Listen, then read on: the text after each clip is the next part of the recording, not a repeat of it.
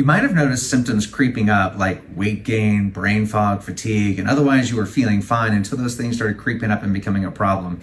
Indoor water damage causes mold, and mold is a frequent cause of these vague symptoms that come out of nowhere that you feel like you should be totally fine, you haven't changed anything, yet these symptoms keep getting worse. So the most common timing we see with mold patients is typically a water leak happens, and about 6 months later is when the symptoms start to creep in, or at least get bad enough to notice. So just because the water leak was years ago or whatnot, you could still be suffering from mold symptoms. We've seen a lot of patients that with the freeze in Austin, I don't know where you live, but in Austin 2 years ago, we had lots of water pipes busted and people didn't immediately get sick after the water damage. Mold grows very slowly. If you ever look at the moldy bread in your pantry, it doesn't just turn the whole loaf moldy. It starts in a little spot and grows and grows. No different than a water leak in your walls. If a water leak starts, that mold grew, but it's very slow. It's got to concentrate indoors. You've got to absorb enough of the toxins and spores in order to get sick enough to notice the symptoms. So just because you're sick today and the water leak was 2 years ago doesn't mean it's not mold. Mold is sneaky. I usually tell people it's like hunting a ghost. You don't realize it's there until you actually find proof of it, but it can make you very sick.